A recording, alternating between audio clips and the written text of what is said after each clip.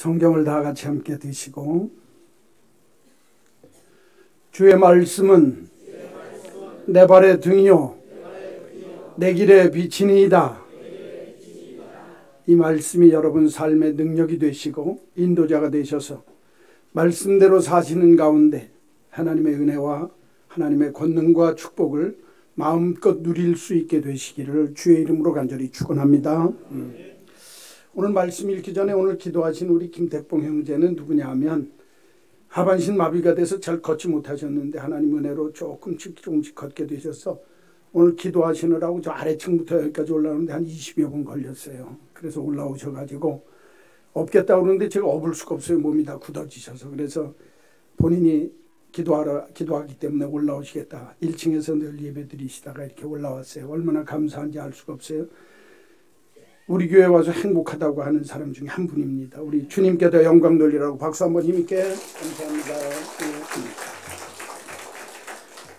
몸이 불편하셔서 일어나지 못하는 것 이해해 주시기 바랍니다. 마태복음 3장 1절 말씀에서 12절 말씀까지입니다. 마태복음 제3장 신약성경 3페이지 앞에서부터 보시면 있습니다. 3장 제1절 말씀에서 12절 말씀까지입니다. 그때 세례 요한이 이르러 유다 광야에서 전파하여 말하되 회개하라 천국이 가까웠느니라 하였으니 그는 선지자 이사야를 통하여 말씀하신 자라. 일러스되 광야에 외치는 자의 소리가 있어 이르되 너희는 주의 길을 준비하라 그가 오실 길을 곧게 하라 하였느니라. 이 요한은 낙타 털옷을 입고 허리에 가죽띠를 띠고 음식은 메뚜기와 석청이었더라. 이때 예루살렘과 온 유대와 요단강 사방에서 다 그에게 나와 자기들의 죄를 자복하고 요단강에서 그에게 세례를 받더니 요한이 많은 바리새인들과 사두개인들이 세례 베푸는 데로 오는 것을 보고 이르되 독사의 자식들아 누가 너희를 가르쳐 임박한 진노를 피하라 하더냐. 그러므로 회개에 합당한 열매를 맺고 속으로 아브라함이 우리 조상이라고 생각하지 말라. 내가 너희에게 이르노니 하나님이 능히 이 돌들로도 아브라함의 자손이 되게 하시니라. 이미 도끼가 나무 뿌리에 놓였으니 좋은 열매를 맺지 아니하는 나무마다 찍혀 불에 던져지니라. 나는 너희로 회개하게 하기 위하여 물로 세례를 베풀거니와 내 뒤에 오시는 이는 나보다 능력이 많으시니 나는 그의 신을 들기도 감당하지 못하겠노라. 그는 성령과 불로 너희에게 세례를 베푸실 것이요 손에 키를 들고 자기의 다장마당을 정하게 하사 알곡은 모아 곡간에 들이고 쭉정이는 꺼지지 않는 불에 태우시리라. 아멘.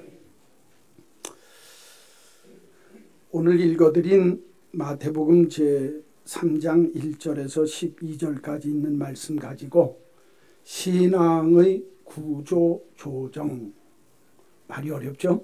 한번 따라서 합시다. 신앙의 구조 조정. 이 구조 조정이라고 하는 말을 요즘 사회에서 많이 씁니다. 그렇죠? 이 구조 조정이라고 하는 말 뜻이 뭐냐면 어떤 임무를 완수하기 위해서 전략을 제고하고 자원들을 재배치하는 것을 구조조정이라고 한다. 어렵습니다. 그러니까 쉽게 얘기하면 어떤 어려운 문제가 있거나 그럴 때 그 문제를 해결하기 위해서 목표를 세우고 그 목표를 이루기 위해서 방법론을 만들고 그 방법론을 만든 다음에 그 목표를 이루기 위해서 일들이나 어떤 물건들이나 사람들을 다시 재배치해서 조정해서 그 일을 이루려고 애쓰는 일들, 그걸 구조조정이라 그렇게 얘기한다 그 말이에요. 그러니까 구조조정이라고 할 때 중요한 내용이 세 가지가 있습니다. 첫째는 목표가 분명해야 돼요. 두 번째는 그걸 이루기 위한 전략과 방법이 있어야 돼요. 그리고 그 방법을 제대로 시행해 나가려고 하는 의지, 내가 그걸 어떻게 재구성해서 그 일을 만들어서 이루기 위해서는 이렇게 해야 되겠다라고 하는 강력한 의지가 있어야 구조조정이 되어지는 거예요. 그런데 이런 구조조정은 기업이나 직장만 하는 게 아닙니다. 그러니까 기업에서 구조조정을 한다 그러면 우리 회사가 빚에서 벗어나기 위해서, 그렇죠? 어떻게 해야 될 거냐? 그럼 우리 회사가 건전하게 되는 게 목표다. 목표를 세웠어요. 그렇게 하려면 사람들을 늘릴 때는 늘리고 줄일 때는 줄여야 되겠다. 그리고 월급은 많이 주던 사람들은 좀 깎고 조정을 해서 여기서 회사가 살아야 다 살 수 있으니까 구조조정을 하기 위해서 월급은 이렇게 조정을 하겠다. 그런 방법론이 나오고, 그 다음번엔 그것을 우리가 이 일을 위해서 사람들은 이렇게 배치하고 저렇게 배치하고 이 일들을 이렇게 해서 이 일이 되도록 해야 되겠다. 끝까지 밀어붙이는 강력한 의지가 있어야 돼요. 그래야 기업이 구조조정을 해서 바뀌어진다 그 말이에요. 우리가 다니는 회사나 기업만 그러는 게 아닙니다. 나라도 그렇고, 요사이 나라도 그렇죠. 스포츠팀도 그렇고, 대학도 요새 학생들이 적어진다. 그러니까 구조조정을 해야 된다. 그러잖아요. 입학생들이 작아지면 입학금도 적고 운영하는 데 어려움이 있으니까 교수들을 어떻게 줄일 거냐, 학과를 어떻게 통폐합할 거냐, 이런 것들이 다 구조조정이란 말이에요.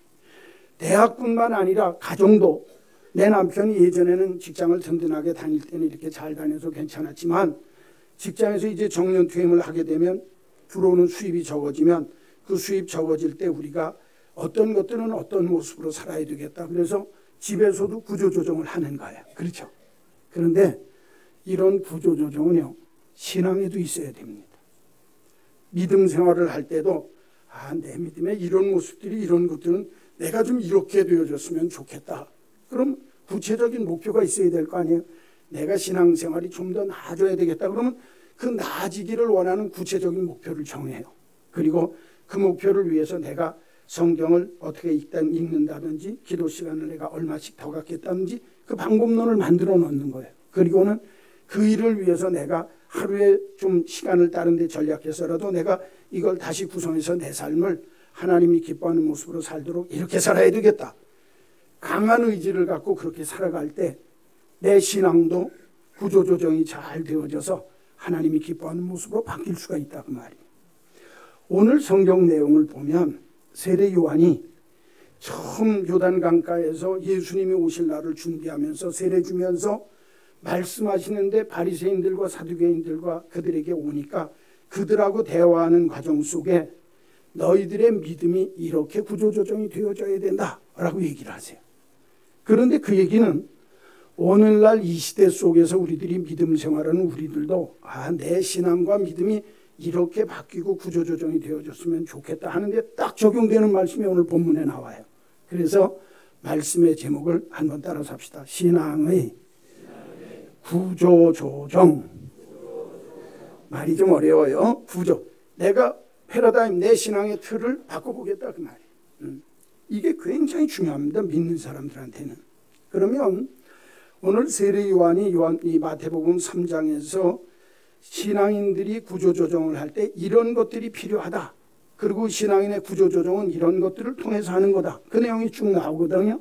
그래서 세례 요한이 우리들에게 신앙의 구조조정을 위해서 필요한 내용들은 이런 거다 말씀하는 세 가지 말씀 찾아서 오늘날 이 시대 속에서 내 믿음을, 내 신앙을 어떻게 하면 새롭게 만들어 볼까 하는 말씀에 대해서 잠깐 간단하게 살펴보도록 하겠습니다. 첫째, 성경 보세요. 1절에서 6절입니다.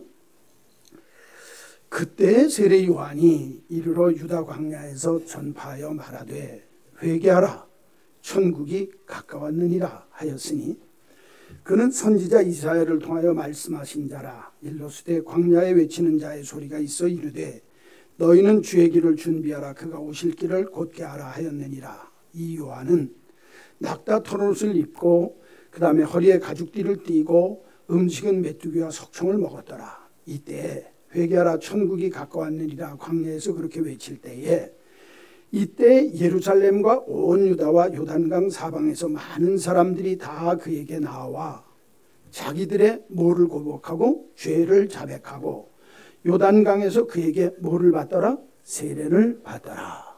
한마디로 얘기하면 1절에서 6절까지 내용을 보면 회개하라 천국이 가까웠다. 세례 요한이 그렇게 외치니까 이 많은 예루살렘과 유다와 많은 그 인근에 사는 많은 사람들이 다 나와서 죄를 자백하고 와서 내가 새롭게 천국에 합당한 백성이 되겠습니다. 그러면서 세례를 받더라는 거예요. 이게 1절에서 6절까지 내용입니다. 그러니까 이 내용을 통해서 우리들이 신앙의 구조조정을 할 때 첫 번째 제일 중요한 요소가 뭐냐? 회개를 통한 구조조정이어야 된다는 거예요. 신앙의 구조조정은 회개를 통해서만 이루어진다는 거예요. 한번 따라서 합시다. 회개를 통한 구조조정. 그러니까 내가 내 신앙이 새로워지려면 뭘 해야 된다 그 말이에요? 회개하라 그 말이에요. 말을 목사님 왜 저렇게 어렵게 했어요? 그렇게 이제 성경의 구조를 만드니까 그렇게 말씀드리는 거예요. 그러니까 내 신앙이 새롭게 되어져서 하나님이 기뻐하는 믿음의 모습으로 좀 더 나은 믿음이 되려면 뭐 할 줄 알아야 된다? 회개할 줄 알아야 된다는 거예요. 예수님도 그 뒤에 마태복음에 보면 4장에 예수님이 첫 번 공생애를 시작하시면서 이 세상에 오셔서 하신 말씀도 회개하라. 천국이 가까웠다 그랬어요. 그러니까 회개라고 하는 것은 내 믿음을 새롭게 하는데 가장 중요한 요소라는 거예요. 잊어버리면 안 돼요. 내 신앙을 새롭게 하는데 제일 중요한 요소가 뭐다? 회개라는 거예요. 회개. 그런데 많은 사람들이 이 회개에 대해서 오해를 합니다. 어떻게 오해하냐? 내가 어떤 내 삶의 모습 속에서 나오는 감정적인 경우가 많습니다. 회개는. 내가 후회하고 이렇게 살면 안 되는 건데 이렇게 안 살아야 되지. 참 지금까지 잘못 살았어. 그거를 회개로 착각한다 그 말이에요. 물론 회개에 감정적인 요소가 있습니다. 울고 하나님 앞에 나오면 눈물도 생기고 그 말을 들을 때 내가 찔림을 받고 감정적으로 내가 저렇게 살면 안 되겠다 하는 마음이 생겨요. 그러나 여러분 그 감정적인 요소로 내가 후회하는 것으로 회개하는 것처럼 착각하면 된다? 안 된다? 안 된다는 거예요. 어떤 사람은 또 이렇게 합니다. 하나님 내가 이런 죄를 졌어요. 주야 불쌍히 여기주세요. 막 부흥회를 통해서 막 통성으로 기도하고 막 가슴이 뜨거워지니까 이제는 주님께서 내 죄를 사해 주셨나 보다 하고 내 속이 시원해. 어떻다고요? 시원해요. 시원하다고 해서 회개한 게 그건 내가 카타르시스. 내가 속상한 거 원풀이 한 거지 그게 회개하는 게 아니라는 거예요. 성경은. 내가 감정적으로 내가 하나님 앞에 후회하거나 혹은 내 속마음이 시원하게 원풀이를 했다고 해서 그게 하나님 앞에 회개하는 게 아니라는 거예요. 울고 불고 또 눈물로 고백하면서 이제는 됐다. 내 죄는 쓰심받았다고 생각한다. 문제는 뭐냐면 그래놓고 금세 옛날 모습으로 다시 가는 거예요. 그게 왜 그런 줄 압니까? 사람이 습관적인 존재입니다. 그러니까 내 옛날 본래의 모습으로 그대로 돌아가는 이유 중에 옛습관, 옛사람의 모습으로 내가 회개했다고 느꼈는데 얼마 있지 않아서 그대로 돌아가는 이유가 뭐냐? 그건 회개가 뭔 줄을 모르고 참된 회개를 하지 않았기 때문에 그렇다 그 말이에요. 이거는요. 인간 본성, 인간의 본질을 제대로 파악하지 못했기 때문에 그게 회개인 줄로 착각하는 거예요. 여러분 사람은요. 습관적인 존재입니다. 변화가 쉽지 않아요. 생리적으로 아주 오랜 기간 걸쳐서 우리의 머릿속에 우리의 마음속에 내 행동 속에 곧 배어져 있는 말, 행동, 습관 이거 바꾸는 게 쉽겠어요? 안 쉽겠어요? 절대로 쉽지 않습니다. 내가 기분으로 마음속에 내가 이렇게 한다고 얘기해 놓고서도 금세 되돌이표가 되어져서 옛날 모습 그대로 돌이키고 옛날 모습 그대로 되어지기 쉬운 게 우리 인간의 본성입니다. 이게 인간의 죄성이에요. 우리 안에 죄의 성질이 있어가지고 우리가 그렇게 했다가도 금세 돌아간다 그 말이에요. 그러니까 회개할 때는 회개가 구체적이어야 합니다. 하나님 내가 이런 잘못을 했습니다. 내가 두 번 다시는 이런 죄에 대해서 내가 이제는 정말 죄 짓지 않고 살기를 원합니다 라고 하면 내가 회개할 때 그 회개에 대한 아주 정확한 목표가 있어야 돼요. 아까 말씀드린 대로. 무슨 얘기인지 아시겠어요? 주님 안에서 내가 하나님의 목표에 비추어서 내 자신을 돌이켜보는 거예요. 하나님이 볼 때 이런 모습은 이건 하면 안 되는데. 예를 들면 예수 믿는다고 그러면서 노름해요. 예수 믿는다고 그러면서 술을 즐겨요. 예수 믿는다 그러면서 내가 다른 남자 다른 여자들하고 놀아나기를 좋아해요. 음란, 얼마나 현대가 음란화되어지기 쉬운 세상입니까? 성적으로 물러난 세상입니까? 그러니까 내가 예수 믿는다 그러면서도요, 그렇게 했다가 이건 잘못된 거야, 내가 이건 벗어나야지, 그만둬야지, 그랬다가 또 다시 가는 경우가 너무 많다 그 말이에요. 그렇죠? 심지어 뭐 손가락 자르고도 또 간다고 그러니까 노름하는데, 술 먹다가 안 먹는다고 얘기해놓고 또 가는 거예요. 왜? 이게 인간의 본래의 속성 속에 옛날 모습으로 옛사람으로 자꾸 돌아가려고 하는 죄의 속성이 있기 때문에 그렇다는 거예요. 그러면 우리들이 이 세상의 삶을 살면서 회개한다고 할 때는 어떻게 해야 되냐? 목표가 분명해야 돼요. 나 예수 믿고 이 술 끊어야 되겠다. 여러분, 그러면 술 끊어야 되겠다라고 하는 목표가 있을 때 그 목표를 이루기 위해서 내가 예수 믿는 사람인데 나 혼자 힘으로는 힘드니까 주변 사람들 앞에 내가 얘기를 해야 되겠다. 나 이제부터 술 끊습니다. 내 친구들이나 주변 사람, 난 이제부터는 술 안 먹습니다. 그리고 술 먹으면 약속 어기는 사람 되니까 공언을 하는 거예요. 그리고 공언한 다음에 내가 그래도 또 술을 먹을 것 같으니까 지방자치 구청이나 이런 데서 하는 알코올 중독 증세에서 벗어나는 교실이 있거든요. 우리 같이. 그러면 금연하려고, 이 금주하려고 하는 사람들이 모인 자리에 가서 우리가 금주를 하려면, 술을 먹지 않으려면 이렇게 해야 된다, 다른 모임들을 해야 되고 이렇게 간식을 먹고 이런 방법이 있다. 그런 금주교실에 내가 등록을 해야 되겠구나. 등록을 하는 거예요. 그렇죠? 그 다음에 그런 방법을 찾은 다음에 이제는 내가 그런 데를 다니지만 제일 중요한 건 내가 끊어야 되겠구나. 이제부터 나는 술 안 먹는다. 그런 방법론을 찾은 다음에 제일 중요한 건 거기 다니면서 내가 내 의지로 이건 이제 안 해야 되겠다. 목표가 분명하고. 그렇죠? 주님이 원하는 게 내가 술 취하지 아니하고 맑은 정신으로 하나님이 기뻐하는 삶의 모습을 사는 게 하나님이 기뻐하겠구나. 목표를 세웠어요. 그 일을 위해서 구체적인 방법을 만들어야 되는 거예요. 구체적인 방법과 내가 여러 가지 역량들을 만들어 놓은 다음에 이제부터는 내가 그 일을 이런 방법으로 안 해야 되겠다. 그렇게 하고 삶의 모습 속에서 결단을 갖고 해나가야 되는 거예요. 예를 들면 예수님이 나에게 요구하시는 하나님이 기뻐하는 삶의 모습이 뭘까? 목표예요. 그러면 내가 이런 상황 속에 있을 때 예수님이라면 어떻게 할까? 그게 방법이에요. 그리고 내가 현재 이 모습을 내가 예수님처럼 살 때 내가 쓰는 이 방법이 얼마나 나에게 도움이 될까? 내가 우선순위를 바꿔야 될 건 바꾸고 정말 정해야 될 건 정해야 되겠구나. 그래야 여러분 바꿀 수가 있는 거예요. 막연하게 하나님 아버지 술 끊게 해주실 줄로 믿습니다. 주님, 내가 술 먹고 별짓을 다 했습니다. 용서해 주옵소서. 주야, 눈물 흘리고 콧물 흘리고 다 흘린 다음에 아버지 그렇게 될 줄로 믿습니다. 그리고 집에 돌아가는데 술병 있으니까 또 마셔요. 그건 회개가 아니란 말이에요. 아무리 주님 앞에 울고불고 내가 모든 여러 가지 일을 했어도 그건 회개가 아니에요. 참 회개가. 회개를 통한 구조조정이 일어나려면 내가 구체적으로 목표를 세워야 돼요. 주님이 내게 원하는 게 뭘까? 내가 음란의 문제, 간음의 문제면 이 문제를 내가 이렇게 막아야 되겠다. 내가 술의 문제면 이렇게 막아야 되겠다. 노름의 문제면 이렇게 막아야 되겠다. 딱 목표를 정해놓고 그걸 안 하기 위한 구체적인 방법을 세우고 하나님 앞에서 이제는 내가 그렇게 하지 않겠습니다.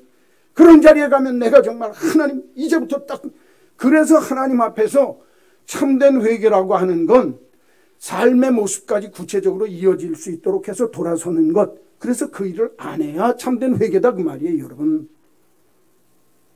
이 일이 쉬운 거 아닙니다. 무서운 결단이 필요한 거예요. 정말 하나님 앞에 내가 복종하고 순종하려고 하는 참된 의지가 있어야 내가 엉뚱한 마음이 들 때 아니 이건 주님이 원하는 게 아니야. 그렇게 하고 내가 단절을 시킬 수 있다 그 말이에요. 이런 회개가 있어야 된다는 거예요. 그래야 여러분 새 사람 됩니다. 신앙이 새로워지는 게 밤낮 예배당 10년 20년 다니면서도 이런 참된 회개의 모습이 없으면 그건 말짱한 일이라 그 말이에요. 쉽게 얘기하면 어떤 목사님이 교회 앞에 있는 느티나무를 보니까 느티나무가 가을이 되고 겨울이 되면 느티나무 잎사귀가 어떻게 돼야 돼요? 다 떨어져야죠. 근데 그 느티나무가 아직도 잎사귀가 막 살아있어서 이렇게 붙어 있어요. 그러니까 아이고 저 느티나무는 왜 잎사귀도 떨어지지 않고 저렇게 잎사귀가 다 붙어있네. 그랬더니 농사를 짓는 권사님이 목사님한테 한 가지 가르쳐 주더라는 거예요. 그게 뭐냐면 아이고 저 나무는 아무래도 걸음도 좀 부족, 걸음기가 없는 것 같고 저렇게 놔두면 잘못하면 얼어 죽거나 아니면 병들어서 죽을 텐데 저 나무 잘 목사님 거름을 많이 줘야 되겠는데요. 그럼 목사님이 왜 그러냐 그랬더니 나무는 온전히 다 떨어져야 건강한 나무라는 거예요. 다 떨어져야 그 다음에 봄이 되면 새싹이 나온다는 거예요. 그렇죠. 근데 잎사귀를 달고 있는 나무는 뭐가 부족해도 부족하고 잘못하면 얼어 죽을 수도 있는 조건이 많은 나무가 그런 나무라는 거예요. 나뭇 잎사귀가 다 떨어져야, 다 버려져야 새롭게 되는 겁니다. 회개가 똑같은 거예요. 여러분, 내가 버릴 걸 버려야 진짜 회개입니다. 내가 새로워지길 원합니까? 정말 주 안에서 내가 이거는 주님이 원하시는 일이 아니니까 이 일은 내가 버려야 되겠다고 목표를 정하고 온전히 버릴 때까지 의지를 가지고 하나님을 의지하면서 내가 쓸 수 있는 여러 가지 방법과 여러 가지 생각들을 동원해서 하나님 앞에서 끊게 되어지는 그날 참된 회개의 모습이 있다 그 말이에요. 여러분에게 이런 역사가 있게 되기를 주의 이름으로 간절히 축원합니다. 신앙의 구조조정, 신앙이 새롭게 되는 비결은 참된 회개를 통해서만 이루어진다는 거예요. 세례 요한이 하는 말 아닙니까? 회개하라 천국이 가까웠느니라 그랬더니 그 주변에 사는 많은 사람들이, 예루살렘과 유다에 사는 많은 사람들이 다 나와서 죄를 자복하고 세례를 받고 이제는 우리가 새롭게 살겠습니다. 손을 떨더라는 거예요. 이게 진짜 회개입니다. 여러분, 예수 믿으면서 오랫동안 변함없이 그냥 그날의 그 타령처럼 사는 그 사람들, 그 아직까지 신앙의 구조조정이 안 돼 있는 사람이 여러분 새롭게 되기를 주의 이름으로 축원합니다. 온전히 버리고 온전히 끊어야 하나님이 나를 새롭게 하시는 역사가 있다. 꼭 기억하시기를 주의 이름으로 축원합니다. 두 번째로 오늘 신앙의 구조조정은 세례 요한이 말씀하기를 7절부터 10절 보세요. 요한이 많은 바리새인들과 사두개인들이 세례를 베푸는 데로 오는 것을 보고 이르되 독사의 자식들아 누가 너희를 가르쳐 임박한 진노를 피하라 하더냐.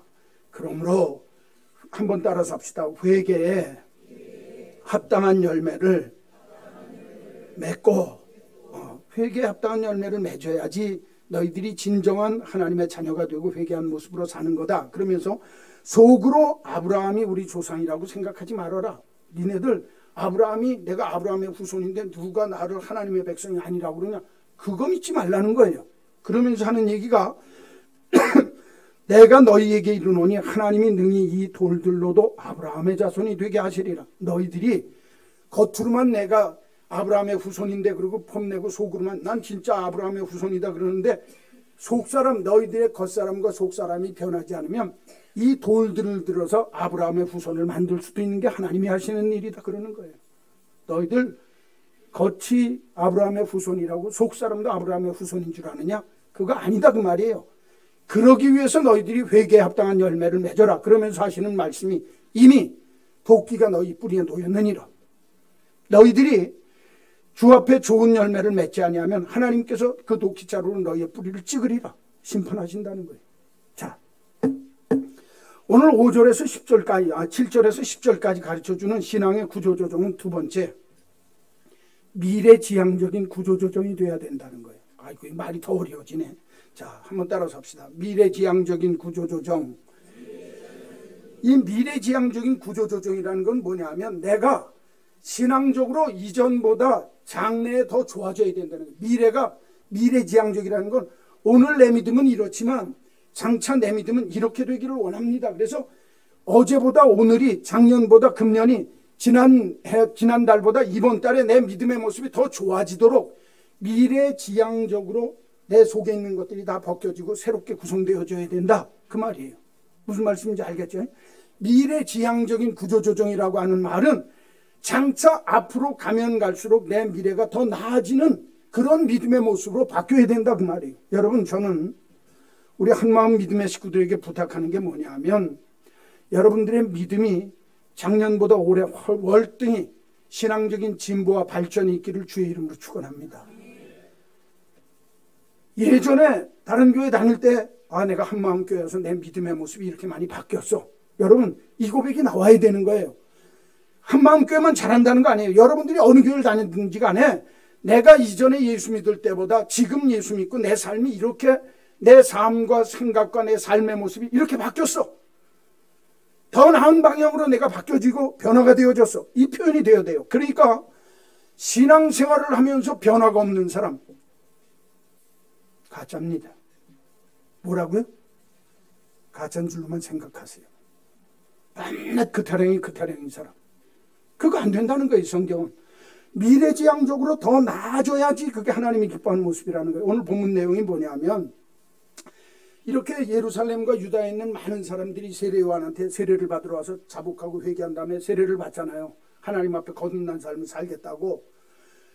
그러니까 바리새인들과 사두개인들도 떡하니 나타나더라는 거예요. 도대체 여기서 무슨 일이 벌어지는 거야? 그렇게 하고 딱 오니까 바리새인과 사두개인들이 오는 걸 보고서 세례요한이 하는 얘기가 이 독사의 자식들아. 이 독사의 자식들은 상륙입니다. 유대인들은. 이네들이 뱀의 후손이라는 거예요. 뱀이 마귀의 종로로 타는 사람 아닙니까? 그렇죠? 창세기에 보면. 그러니까 독사의 자식들아 그러면 유대인들은 제일 싫어합니다. 그게 아주 심한 욕설이니까. 세례를 받는데 세례를 베푸는데 오는 그 사람들을 향해서 이 독사의 자식들아 누가 너희를 가르쳐 임박한 진노를 피하라 하더냐. 너희들한테 하나님의 심판, 하나님의 진노가 임하는데 그 심판을 피하기 위해서 너희들이 나한테 나오느냐? 그 말씀하는 거예요. 그러면서 하는 얘기가 회개에 합당한 열매를 맺어라. 너희들 지금과 달라지고 진짜 하나님 앞에서 회개해서 너희들이 회개에 합당한 열매를 맺어서 하나님이 기뻐하는 모습으로 바뀌어져야 된다. 그 말이에요. 오늘 바뀌어져야 된다 그러면서 하시는 말씀이 뭐라고 그러냐 하면 그 다음에 얘기가 너희들이 속으로 난 아브라함의 자손인데 그러고 있다는 거예요. 그 아브라함의 자손이라는 게 아주 내놓고 제세할 만한 거예요. 그 당시에 바리새인들이나 사두개인들은 자기가 아브라함의 후손, 내가 믿음의 조상 아브라함의 후손이니까 누가 날 건드냐 이거 율법적으로 내 신앙적으로 내가 최고다라는 자부심이 있는 사람들인데 너희가 겉으로 속으로는 내가 아브라함의 자손인데 네가 무슨 그딴 소리를 하냐 그렇게 얘기하나 본데 오늘 이 세례 요한이 하는 말이 뭐라고 그러는 줄 아세요? 하나님이 능히 이 돌들도 아브라함의 후손이 되도록 만들 수 있느니라. 너희들 아브라함의 후손이라고 그냥 자부심만 갖고 속사람이 변하지 않으면 너희들 아무것도 아니다. 이 돌만도 못하다 그 말이에요. 그러면서 하시는 말씀이 도끼가 내 발등에 뿌리에 이미 놓여졌으니 내가 회개하지 아니하고 하나님 기뻐하는 모습으로 변화되지 않으면 이 도끼를 가지고 너희들을 찍어버리리라. 심판하리라. 세례요한 셉니다. 그죠? 셉니다. 여러분 믿음의 모습은요 가끔 셀 때도 있어야 돼요. 좋은 게 아닙니다. 여러분 회개할 때 회개하지 않으면 하나님이 도끼자루로 여러분 발등 찍습니다. 그 전에 회개할 걸 있으면 회개하라는 거예요. 더 나아지는 모습으로 바뀌라는 겁니다. 그런데 내가 더 나아지려고 애쓸 때 막 이런 놈이 이렇게 얘기합니다. 네가 지금까지 아이고 생각도 하지 마라. 너 지금까지 보니까 내가 보니까 너 틀렸어. 니까지 뭘 할 수 있겠어? 너 벌써 지금 한두 번이냐? 아이고 넌 이미 베린 몸이야. 아예 그런 생각 하지도 말아라.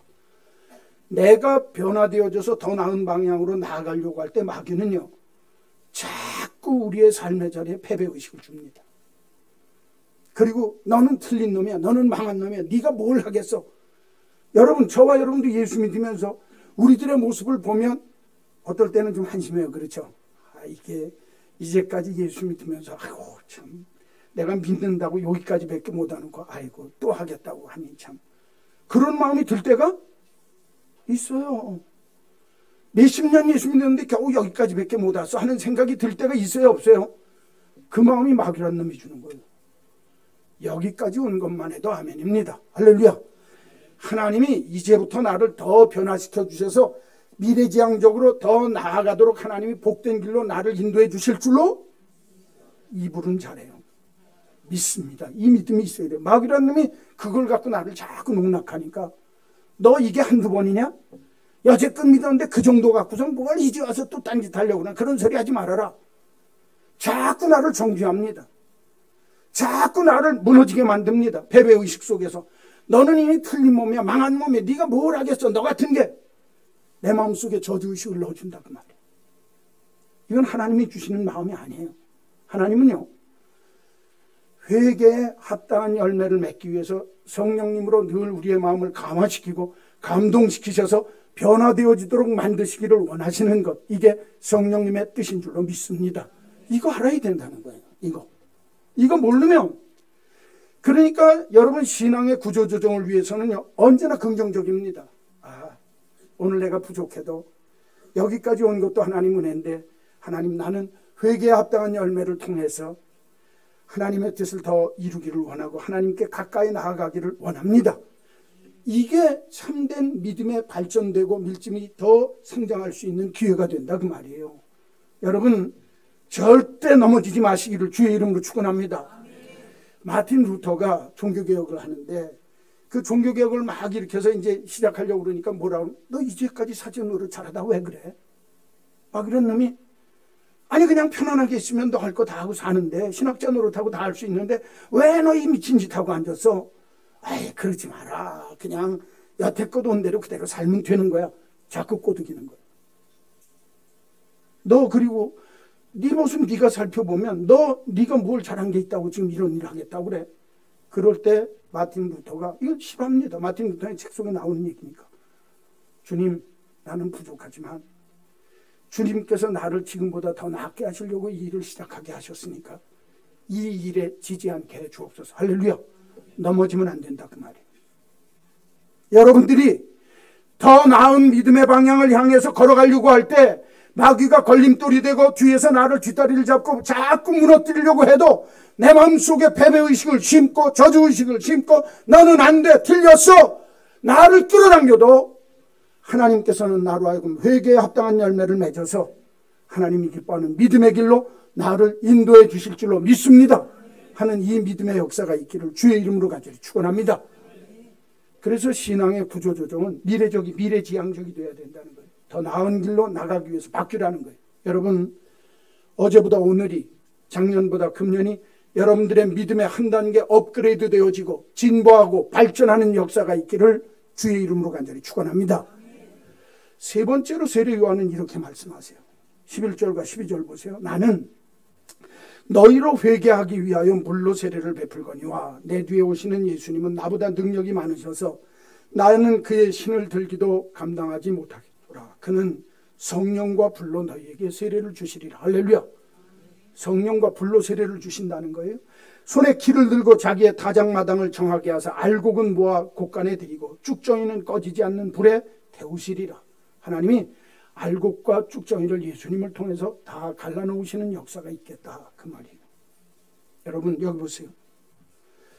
예수를 믿으면은요 쭉정이가 되면 안 됩니다. 알곡이 돼야 되는 거예요. 이걸 영혼의 변화라고 그래요. 영혼의 변화가 없으면 쭉정입니다. 그건 모아서 불에다 태워버리는 거예요. 자, 한번 따라서 합시다. 영혼 변화를 위한 구조조정. 신앙이라고 하는 건 영혼 변화가 일어나야 돼요. 여러분 교회가 왜 존재합니까? 사람이 변해야 돼요. 변하는 게 신앙입니다. 내가 변하는 거예요. 내 영혼이 변하고 내 삶의 모습이 변하는 거예요. 이전에는 좋아하던 것 이제는 그건 쭉정이처럼 여기고 알곡같이 하나님 앞에 변화되어지는 알곡으로 변하는 거예요. 근데 그 변화되는 비결이 뭐냐? 성경은 나는 물로 세례를 주지만 내 뒤에 오시는 예수님은 불과 성령으로 너희에게 임하게 세례를 주리라. 할렐루야. 예수를 믿으면 불과 성령 세례를 통해서 내 삶이 훌커덕 뒤집어져야 되는 거예요. 여러분 이 변화가 없으면 예수 안 믿는 겁니다. 저는 여러분에게 여러분의 삶의 자리에 하나님이 불로 태워주시든지 성령의 가마를 주시든지 하나님께서 나를 쭉정이 같은 내 인생을 변해서 알곡같이 뒤바꿔 주실 줄로 믿습니다. 오늘 이 자리에 나온 모든 믿음의 식구들은 하나님이 오늘도 나와 함께 계시는 줄로 믿습니다. 그러면 그 하나님이 나와 함께 계신다고 하면 내 모습이 좀 변해야 되는 거 아닙니까? 주님이 내 곁에 계시면서 네가 어떻게 변하나 보겠다고 그러는데 안 변해요. 무슨 그 사람이 예수 믿는 사람이냐 그 말이에요. 오늘 성경 말씀이 그겁니다. 알곡과 쭉정이가 있다는 거예요. 그러면 내가 알곡이 되기 위해서는 불과 성령으로 거듭나서 하나님이 기뻐하는 영혼과 삶의 변화가 나타나야 되는데 이것 없이 내가 무슨 예수쟁이라고 하느냐 그 말이에요. 오늘날 우리 한국교회와 한국 그리스도인의 문제가 어디 있는 줄 압니까? 변화가 안 일어나는 거예요. 세상에서 사는 모습은 그대로 살고 교회 와서만 살짝 변했다가 세상 가면 또 세상 사람하고 똑같이 사는 거예요. 이게 변화되어져, 그 영혼이 변화되어져서 아, 저 사람 다르구나. 내 영혼의 변화가 일어나기를 원하면 아까 구조조정을 할 때 삶의 여러 요건들을 재조정한다고 그랬죠. 바꿀 걸 바꿔야 돼요. 여러분, 영혼 변화는 내가 영혼이 변화되기를 원합니다. 예수님처럼 남기를 원합니다. 거룩하게 되기를 원합니다. 새롭게 살겠습니다. 말로만 그러면 안 된다는 거예요. 내 안에 있는 삶의 요소들을 바꾸는 거예요. 시간, 물질, 내 취미, 오락. 아, 여기서 하나님이 진짜 내게 원하는 게 뭘까? 이전에는 시간 있으면 그저 엉뚱한 짓 하고 지금 정말 내가 세상적으로 좋은데 세상과 더불어 사는 일에 시간을 투자하는데 이제는 내가 기도하는 시간도 한번 가져야 되겠는데 시간을 조정해야 돼요. 성경도 좀 읽어야 되겠는데 내가 내 시간을 조정하지 않고 나 영혼이 변화되길 원합니다. 안 됩니다. 구조조정이 안 일어나요. 내 영혼의 정말 신앙의 구조조정이 일어나려면 시간부터 변화를 시켜야 돼요. 아, 이전에 내가 바깥에서 세상적으로 재미보고 놀 때 이젠 그 시간보다 하나님하고 가까이 하는 시간을 조금 조정을 해야 되겠구나. 하루에 기도 요만큼이라도 해야 되겠다. 성경 이만큼이라도 읽어야 돼. 시간 조절이 있어야 된다 그 말이에요. 시간을 조정해야 돼요. 두 번째, 물질. 이전에는 내 재미 위해서 그저 있는 돈 없는 돈 다 써가면서 비치무소까지라도 내가 살았는데 아, 이제는 나를 위해 쓰는 돈보다 하나님 나라와 하나님을 위해서 쓰는 게, 이웃을 위해 쓰는 게 어떤 게 귀한가. 이제는 그 일에도 내가 좀 신경을 써야 되겠구나. 물질적으로도 조정을 할 줄 알아야 돼요. 그래야 진짜 구조조정이 일어나는 거예요. 이전에는 내 기쁨과 내 즐거움만 위해서 내 오락만, 내가 좋아하는 골프, 내가 좋아하는 이런 것들 저런 것들 그런 것만 내가 정신 팔려서 하고 놀아갔는데 이제는 이런 것보다 주님이 기뻐하는 일이 뭘까? 그 일에 오락이나 취미생활을 조금 돌릴 줄도 알아야 되는 거예요. 그래야 내 삶의 변화가 오기 시작합니다. 그냥 오는 게 아니에요, 여러분. 프랑크 로바크라고 하는 분, 그 본래 이름은 프랑크 루작이라고 해요. 루박이라고 하는 사람인데 이 루박이라는 사람이 필리핀 선교사예요. 1970년까지 70년에 85세 죽었으니까 이 사람이 45살 되는 해에 자기가 프린스톤 나왔죠. 그 다음에 아주 유명한 콜롬비아 대학 나왔죠. 그래서 세상적으로 부러울 게 없는데 하나님을 위해 헌신해야 되겠다. 그래서 이 사람이 필리핀에 가서 선교사로 봉사를 하는데 45년 동안을 봉사했어요. 그러면서 문맹퇴치, 글자 모르는 사람, 그래서 세계 문맹퇴치협회를 만들어가지고 우리나라에도 왜 교회에서 글씨 가르쳐주고 그러는 거 있잖아요. 그죠? 글씨를 글씨를 알아야 성경을 하니까. 그래서 선교사가 돼갖고 일을 하는데 이분이 그 일을 하게 되어진 동기가 뭐냐면 자기가 45살까지 예수 믿는다고 그러는데 주님이 성경 말씀에 보니까 그리고 설교 말씀을 통해서 듣는데 주님이 너희와 항상 함께 있다는 거예요. 근데 주님이 나와 항상 함께 있다고 그러는데 내가 함께 있는 걸 못 느끼겠는 거예요. 에? 그리고 변화가 주님이 항상 함께 있다고 그러면 내가 변화되어야 되는데 내가 이거 몇십 년을 예수 믿고 하나님 앞에 선교사가 되겠다고 하고 선교사로 나왔는데도 변화된 모습이 없어요. 그러니까 이래갖고는 안 되겠다. 하나님이 나와 항상 함께 하신다고 그랬으면 나도 한번 나한테 주어진 24시간 내게 있는 분초 이 시간들을 주님이 나와 함께 있는 것을 내가 늘 확인하면서 한번 살아야 되겠다. 그래가지고 이 사람이 주님이 나와 함께 있는 걸 확인하기 위해서 로렌스라고 하는 그 유명한 수도사가 있거든요. 그분이 지은 주님의 임재를 확인하기라는 책이 있어요. 그걸 보면서 아, 오늘도 주님, 그러니까 하루에 아침 일과가 시작되어질 때 주님 아침에 깨워주셔서 감사합니다. 밥 먹으면서도 주님이 나에게 밥 먹게 해주셔서 감사합니다. 늘 매사에 누구하고 같이? 주님이 내 곁에 계시는 것처럼 늘 묻고 사는 거예요. 그러면서 그날 일어난 일들을 저녁에 자기 전에 다 일기에다 쓰는데 한 달, 두 달 동안은 주님과 함께하는 게 뭔 줄, 예수 믿는다면서도 뭔 줄을 모르니까 쓸 게 없는 거예요. 근데 3달 때 접어들고 4달 때 접어들면서 아, 정말 사소하고 작은 것까지도 내가 주님과 내가 함께하기를 소원하는 마음으로 했더니 주님하고 나하고 교제하고 교감하는 시간이 길어지는 거예요. 셋째 달, 넷째 달, 3월, 4월이 됐을 때는 야, 내 삶의 모습 속에서 정말 주님이 내 삶 속에 어떤 걸 원하실까? 그래서 24시간 동안 주님하고 분초를 주님하고 같이 있는 시간으로 늘 그렇게 한 걸 다 일기로 적었어요. 그러니까 3개월 되고 4개월 되어서 4월 달쯤 되었을 때 사람들이 선교사님 변했어요. 그러는 거예요. 4달 동안을 그렇게 주님하고 함께 하기를 하면서 그러니까 자기는 변한 걸 별로 모르고 일상적으로 하는 일을 하고 저녁에 일기 쓰면서 그걸 복습하고 그러는데 매일 사니까 4달이 지나니까 그 주변에 있던 사람들과 아는 사람들이 당신 변했다 이거예요.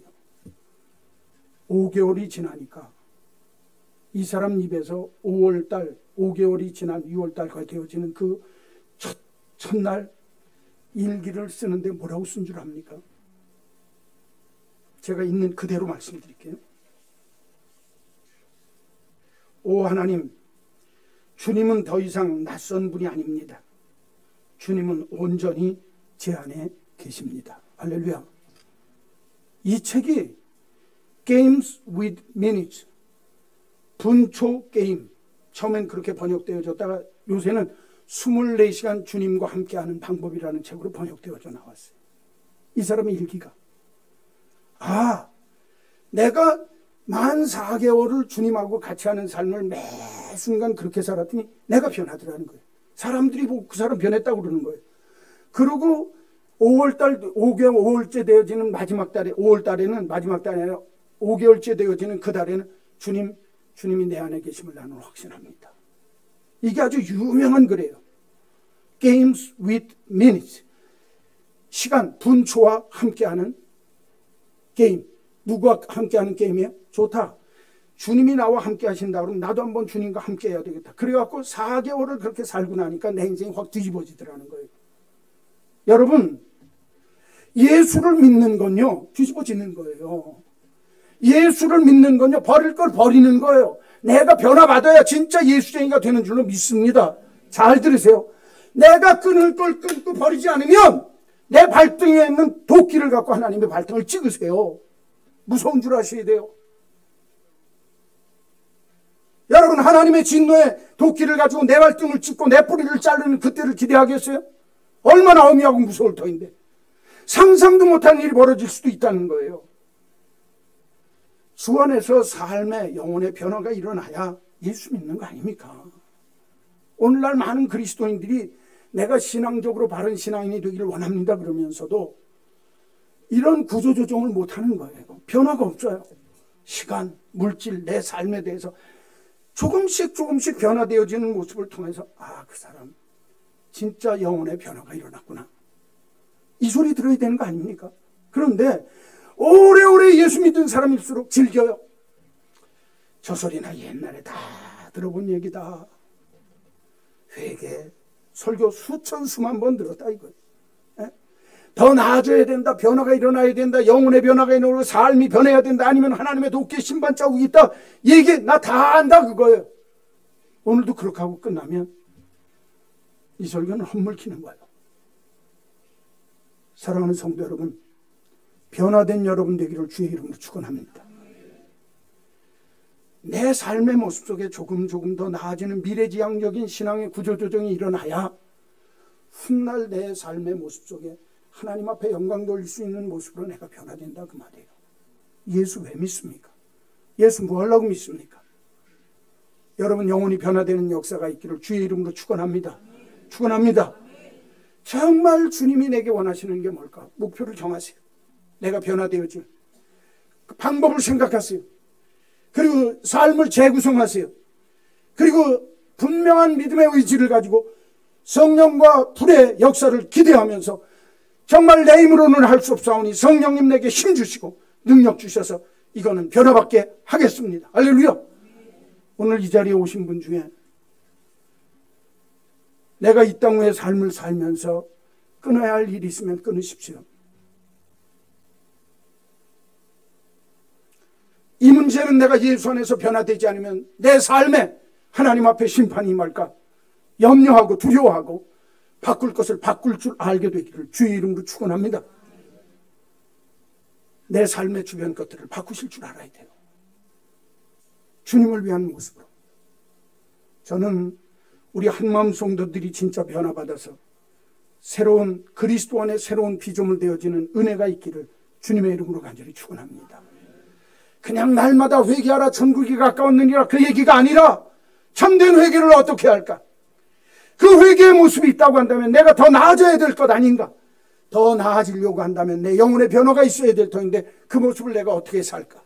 오늘 세례 요한을 통해서 주시는 주님의 음성, 여러분 마음속에 잘 박힌 모처럼 달리는 말에게 주시는 하나님의 채찍처럼 여러분 가슴속에 꼭 박혀지기를 주의 이름으로 간절히 축원합니다. 거룩하신 하나님, 그날이 그날을 매일 그때가 그때처럼 믿음 생활하는 어리석은 인생 되지 않게 하여 주옵소서. 회개할 것 회개하게 하여 주옵소서. 더 나아져야 하는 방향으로 나아가도록 미래지향적인 믿음의 모습을 갖게 하여 주옵소서.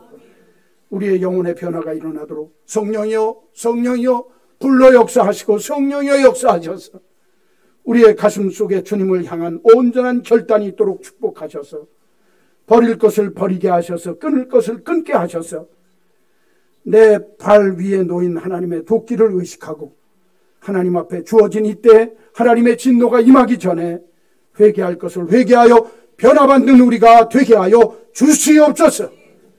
예수님의 이름으로 기도하옵나이다. 아멘.